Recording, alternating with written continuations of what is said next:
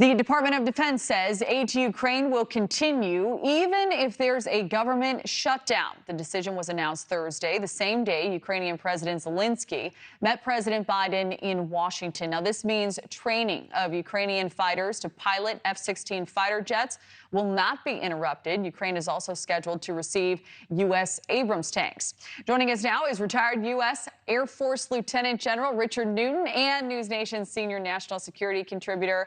It's always wonderful to see you. Thank you for being here.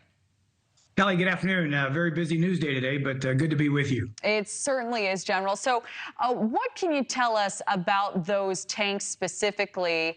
And also, what makes the F-16 fighter jets so unique that they require this specialized training?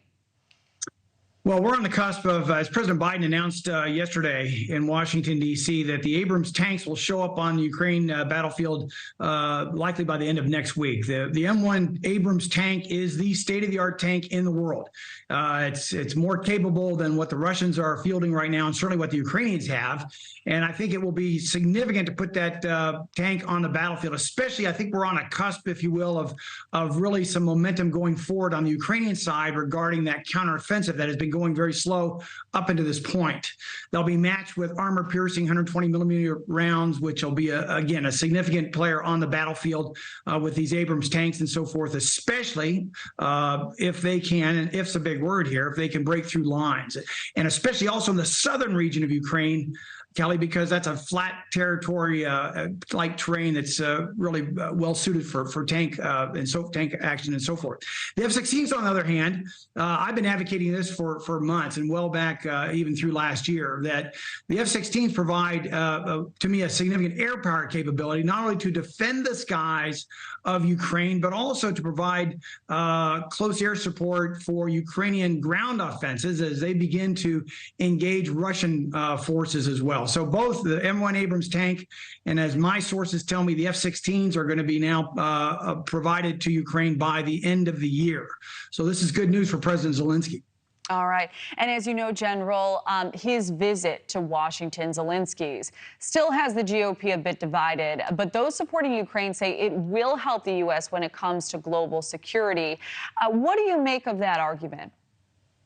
Well, I would tell our viewers, and frankly, I tell our American, people that, freedom isn't free. And President Zelensky in Ukraine right now, and especially Ukraine as it faces the largest invasion since World War II from Russia back 575 days or so ago, certainly are holding their own. 100% of the Ukrainian population is mobilized for war. But more importantly, if Putin and Russia can be deterred from further engagement, not only beyond Ukraine, but say into parts of NATO and so forth, that is significant from a geopolitical standpoint. Secondly, all other adversaries are looking to see how the United States continues to stand strong with Ukraine.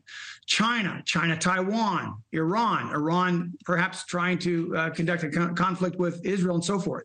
So beyond just Ukraine, Kelly, this is very important from a broad geopolitical standpoint. And frankly, geopolitical conditions around the world that I've never seen that more dangerous than they are now.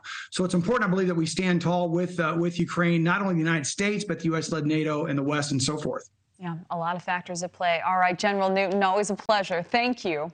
Thank you for watching. Go to newsnationnow.com to find News Nation on your television provider. And don't forget to click the red subscribe button below to get more of News Nation's fact-driven, unbiased coverage.